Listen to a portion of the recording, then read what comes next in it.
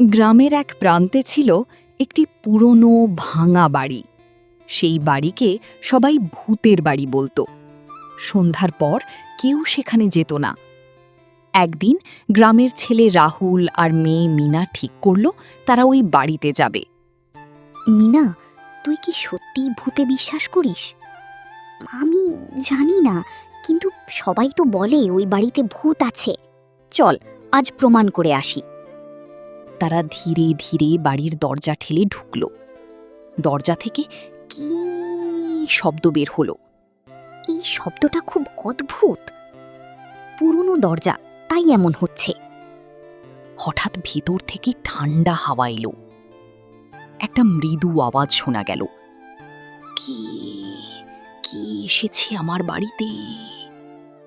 রাহুল, কেউ কথা বলছে। কি তুমি? সামনে এসো। ধীরে ধীরে একটা সাদা ছায়া সামনে এলো। আমি এই বাড়ির পুরনো বাসিন্দা। অনেক বছর আগে মারা গেছি। আমরা কিছু করিনি, আমরা শুধু দেখতে এসেছি। ভয় পেও না, আমি কাউকে ক্ষতি করি না। তুমি এখানে একা থাকো কেন? আমার পরিবার আমাকে ভুলে গেছে, কেউ আর এখানে আসে না।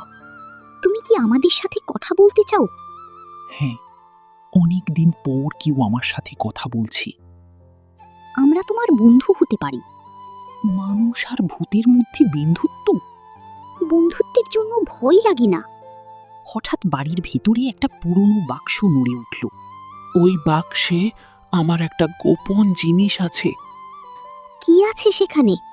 আমার ডায়েরি, যেখানে আমার সব স্মৃতি লেখা। মিনা বাক্স খুলে ডায়েরি বের করল। আজ আমি খুব খুশি। আমার পরিবার আমাকে খুব ভালোবাসে। ওই দিনগুলো আর নেই। আমরা তোমার গল্প সবাইকে বলবো। পরের দিন রাহুল আর মিনা গ্রামের সবাইকে সেই ভূতের কথা বলল। গ্রামের মানুষ বলল, তাহলে সে খারাপ নয়?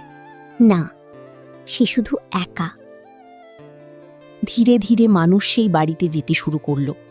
ফুল রাখল, প্রদীপ জ্বালালো। এখন আমি আর একা নই। আমরা তো আছি। ভয় নয়, ভালোবাসাই সবকিছু বদলে দেয়।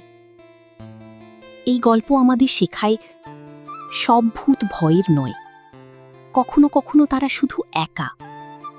ভালোবাসা আর সাহস দিয়ে সবকিছু বদলানো যায়।